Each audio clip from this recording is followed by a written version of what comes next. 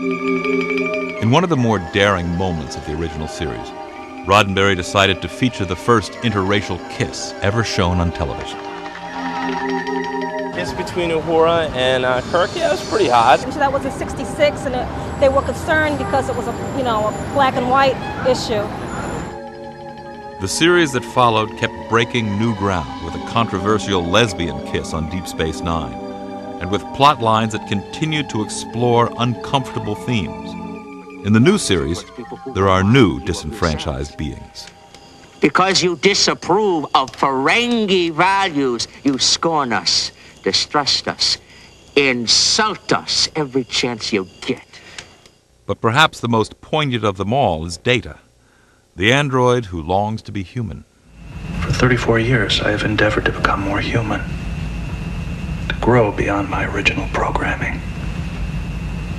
Still, I am unable to grasp such a basic concept as humor. This emotion chip may be the only answer. Star Trek has always had near its center characters who were not human, but who were great mirrors or barometers of humanity. It was Spock in the original series, being half human and half Vulcan, having conflict there. In Next Generation, it was Data. Show me what is funny. All right, you're on. Data was trying to be a little more human. And he wanted to have a little more sense of humor, trying to tell a joke, and he was being too robotic and everything, so they had to go back into the archives on the ship's computer and see who was funny when. And so they went to the 20th century, and they called me up. They beamed me up. Guy walks into the doctor's office. The doctor tells him you need an operation. The guy says, I want a second opinion. The doctor says, okay, you're ugly too, but boom. There were other inhuman characters who helped us to understand our humanity. Odo the shapeshifter in Deep Space Nine. The holographic doctor from Voyager. And then, of course, there was Seven of Nine. A human whose mind and body had once been taken over by an alien force called the Borg. Now she was slowly learning again about human emotions. I've noticed your attempts to engage me in idle conversation. And I see the way your pupils dilate when you look at my body. Fans identified with these characters, but they also identified with Star Trek's inclusiveness. And perhaps the most unusual form that took was the producer's decision to read unsolicited scripts, a policy almost unique in the annals of television. We were getting, I would say, 1,000 or more a year. We've bought stories from housewives in Cleveland and mailmen in Arizona, and sometimes we'll get scripts written in Japanese. They come from all over.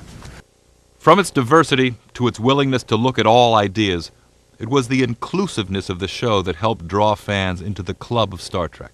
Star Trek has become an umbrella that includes a lot of people, which is unusual because most clubs are exclusionary, and Star Trek is an inclusionary club. But what was just as unusual was the way real science would be affected by Star Trek's science fiction. As soon as the transporter's fixed, form an engineering detail with full analytical equipment and beam them down.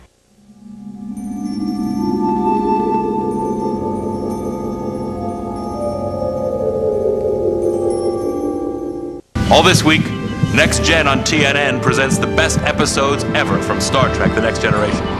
You're watching with me, Jonathan Frakes. There's always been a relationship between science and science fiction. Nobel Prize-winning physicist Stephen Hawking has actually written about the feasibility of warp drive.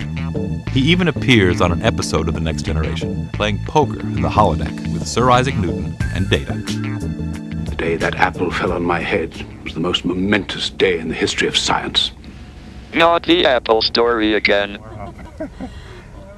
Right from the beginning, some of the biggest fans of Star Trek have been scientists and engineers. Crazy, but Leonard Nimoy is speaking today.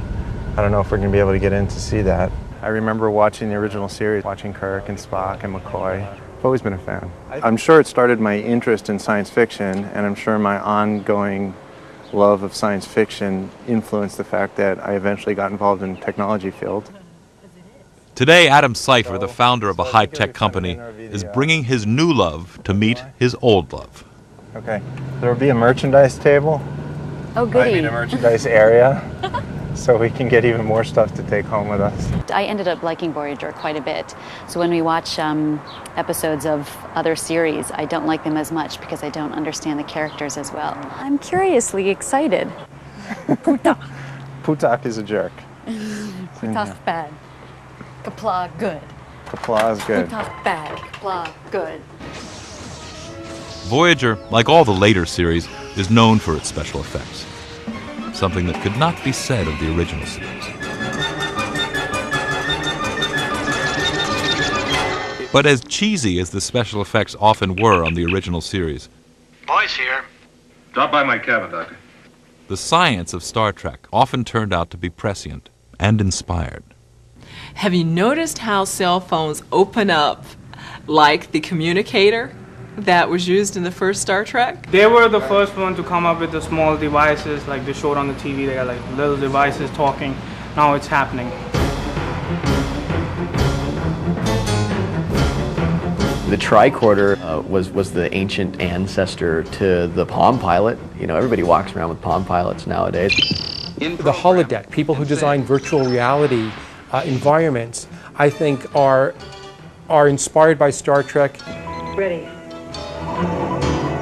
Telemedicine and scanners and sensors for the body, medical-wise. It's sort of a miraculous achievement that Gene Roddenberry, working with these hand-picked scientists in the 60s, came up with a scientific program, a scientific paradigm for the future that has never been disproved. Even the scientific theories behind teleportation and warp drive on Star Trek have provoked serious discussion among real scientists. The idea behind the warp drive is the antimatter annihilation. So you get pure energy out of it. And the way they handle it in Star Trek is they say, okay, we have dilithium crystals, which have a certain crystalline lattice structure to allow that to happen safely. Because if you just put matter and antimatter together, all you get is, in Ivanova's words, boom. So that was the idea behind the warp drive, and no, we have not invented that yet. Booster ignition and liftoff of Atlantis on the third shuttle-mirror docking flight. But perhaps Star Trek's biggest influence has been on scientists themselves. Every scientist that I have ever met, every physicist, every astrophysicist, every astronaut, every person I have ever met in that world says, well, Star Trek influenced me. I saw this thing on Star Trek and wanted to make it. Or I saw this thing on Star Trek and wanted to be it. I ended up in college deciding to be an electrical engineer, partially because of that, and graduated with my, well, as my mother would say, the only Bachelor of Science in Electrical Engineering that Harvard awarded last year. I think Star Trek and probably my father, who was a chemist, are the two major influences in me becoming a scientist, in particular an astronomer. And according to my sources at the Jet Propulsion Laboratory at Caltech, 75% of the like 6,000 employees at JPL were directly inspired by Star Trek. So in that sense, yes, they are trying to build an image of the future they received in childhood. I still get mail from people telling me that I was an inspiration to their own kids. Because Wesley kind of made it okay to be smart. Wesley made it okay to be kind of an egghead and kind of into science and into math and that sort of thing. In 1976, after 400,000 Trek fans sent letters to NASA, Star Trek received perhaps its highest accolade. NASA decided to name the prototype of the space shuttle the Enterprise. It was life imitating art, in a sense. The tremendous popularity of Star Trek led to naming it Enterprise. When I was a kid, the idea of being a Captain Kirk and a commander of a spaceship, that was always so appealing to me, and then, well, lo and behold, I had a chance. I was a commander of a space mission. The images of seeing planet Earth from space in incredible detail and beauty, it's so sublime, it's so humbling, it's so exhilarating and awesome. I mean, all at the same time. That's cool. They're getting all the captains together. That'll be interesting for you. We actually just got engaged a few weeks ago. And when I realized that there was a Las Vegas convention, I got pretty excited. It's been an ongoing joke / threat, I guess, depending on which one of us you are, that's what we're going to do when we're in Las Vegas. We're going to have a ship's captain marry us.